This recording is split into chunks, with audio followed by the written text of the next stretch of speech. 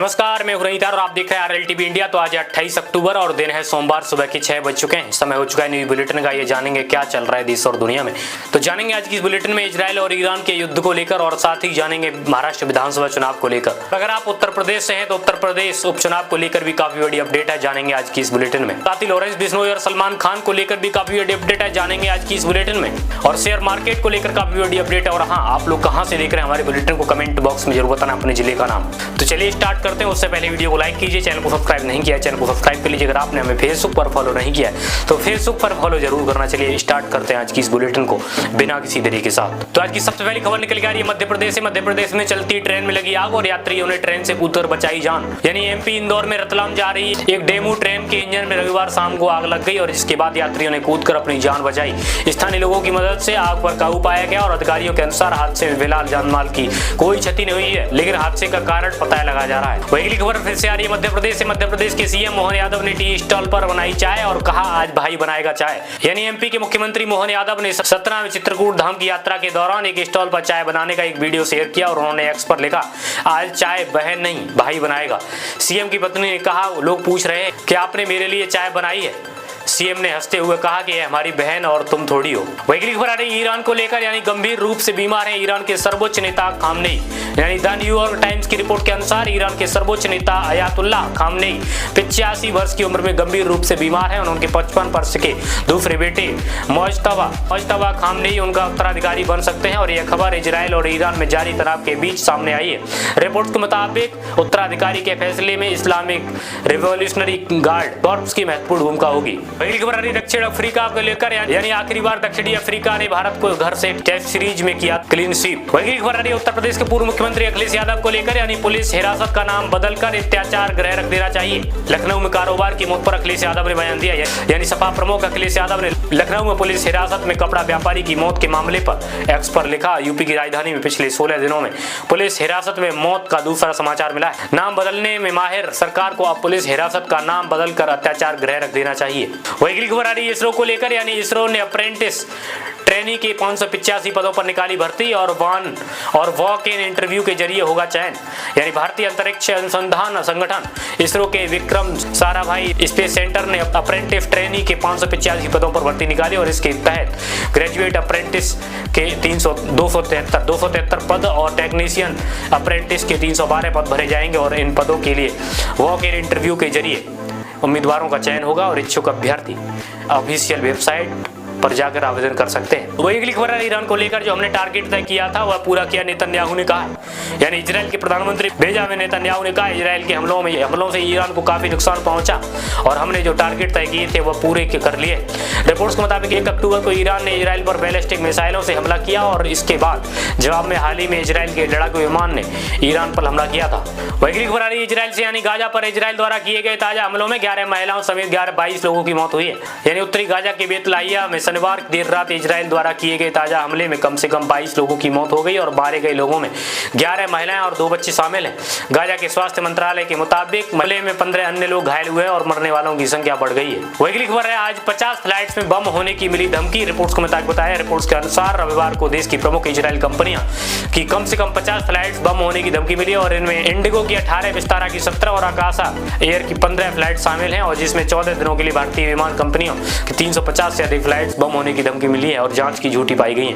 वही अगली खबर है पाकिस्तान को लेकर, आज के दौर में पाकिस्तान से पीओ के वापस लेना संभव नहीं है, मेजर जनरल यस मोर ने कहा। यानी मेजर जनरल यस मोर एक पॉडकास्ट में बताया कि आज के दौर में पाकिस्तान से पीओके लेना संभव नहीं है।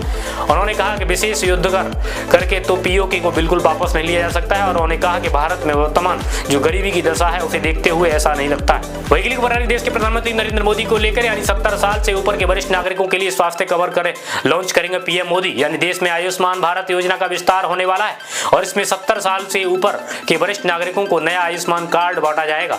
आधिकारिक सूत्रों के मुताबिक पीएम मोदी 29 अक्टूबर को आयुष्मान भारत योजना एबीपीएमजे की शुरुआत करेंगे और इस दौरान यूविन पोर्टल की लॉन्च होगा और इनके अलावा 29 अक्टूबर को कुछ अन्य योजनाएं भी शुरू की जाएगी। वही खबर रही उत्तर प्रदेश से। उत्तर प्रदेश में लॉकअप में बंद कारोबारी की मौत से पहले का वीडियो सामने आया और पुलिस पर पिटाई का आरोप है। यानी लखनऊ उत्तर प्रदेश में 32 वर्षीय कपड़ा व्यापारी की पुलिस हिरासत में हुई मौत और इससे पहले सीसीटीवी की फुटेज में सामने आए वीडियो। लॉकअप में अन्य कैदियों के साथ बंद कारोबारी जमीन पर लेटा हुआ दिख रहा है और एक कैदी उसकी पीठ को सहलाता हुआ नजर आ रहा है। आरोप है कि पुलिस ने कारोबारी को बेरहमी से पीटा था।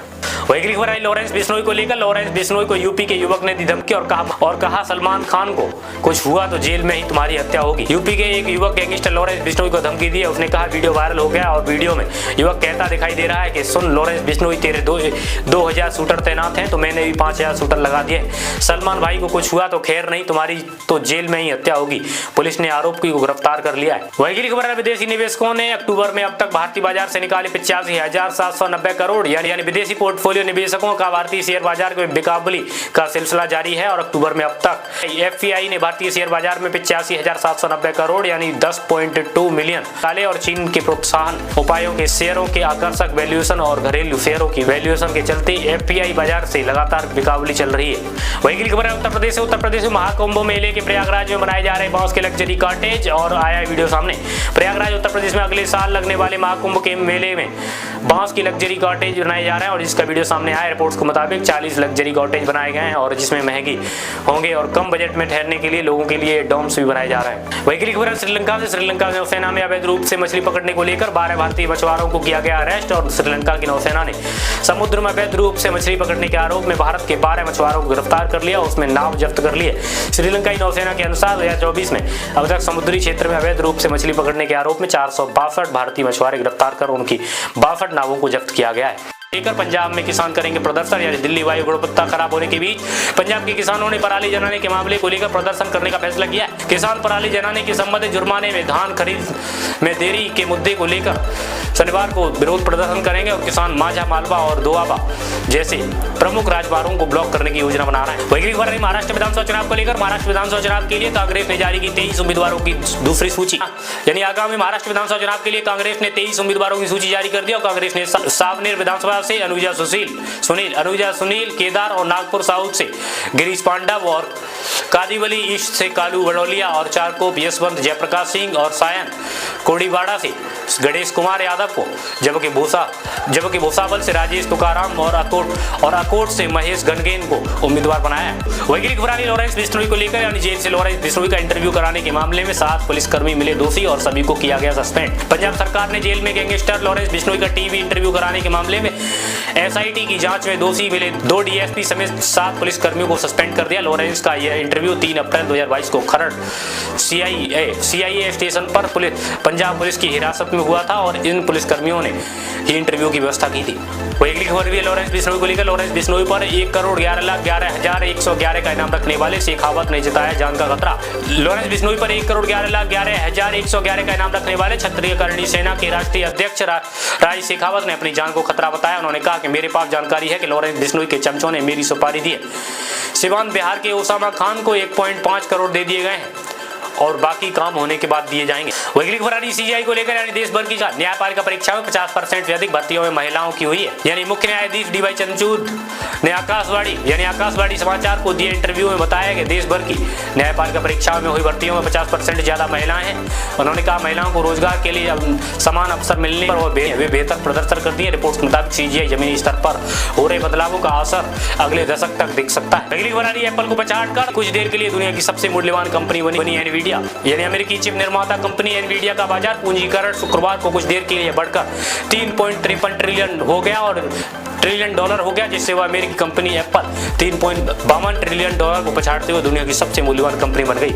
हालांकि कारोबार की समाप्ति के बाद एनवीडिया का बाजार पूंजीकरण 3.47 ट्रिलियन रहा, जबकि एप्पल का पूंजीकरण 3.52 ट्रिलियन हो गया। वही अगली खबर आ रही ईडी को लेकर। यानी 5 करोड़ ठगने की फिराक में 7 लोगों ने ईडी अफसर बनकर दिल्ली में शख्स के घर पर मारा था छापा। यानी दिल्ली में 7 लोगों ने प्रवर्तन निदेशालय ईडी का अफसर बनकर 5 करोड़ ठगने की फिराक में एक शख्स के घर पर छापेमारी किए जाने के बाद मामला सामने आया। वही पीड़ित के वकील को शक होने पर आरोपी मौके पर ही अपनी कार छोड़कर फरार हो गए और ईडी के मुताबिक दिल्ली पुलिस ने मामले में एफआईआर दर्ज की। वही खबर उड़ीसा से। उड़ीसा में कांस्टेबल के 2080 पदों पर निकली भर्ती और 10वीं पास कर सकते हैं अप्लाई। उड़ीसा पुलिस कांस्टेबल भर्ती में 720 नई पदों की घोषणा की है, जिसके बाद 2080 पदों पर नियुक्तियों की जाएगी और एसएसबी ने आवेदन की अंतिम तिथि के बढ़ाकर 30 अक्टूबर कर दिया है और आवेदकों के पास माध्यमिक शिक्षा बोर्ड उड़ीसा की 10वीं पास परीक्षा सर्टिफिकेट होना चाहिए। नियमित और चयनित अभ्यर्थियों को 21,700 माह और 69,100 तक का आवेदन दिया जाए, 100 तक महीने सैलरी दी जाएगी। तो दोस्तों आज की बुलेटिन में इतना ही। होप आप सभी को ये बुलेटिन पसंद आई तो वीडियो को लाइक करें, चैनल को सब्सक्राइब नहीं किया चैनल को सब्सक्राइब करें और हाँ आपने हमें फेसबुक पर फॉलो नहीं किया तो फेसबुक पर फॉलो जरूर करना। चलिए मिलते हैं आप सभी से नेक्स्ट बुलेटिन के साथ, तब तक के लिए जय हिंद जय भारत, वंदे मातरम।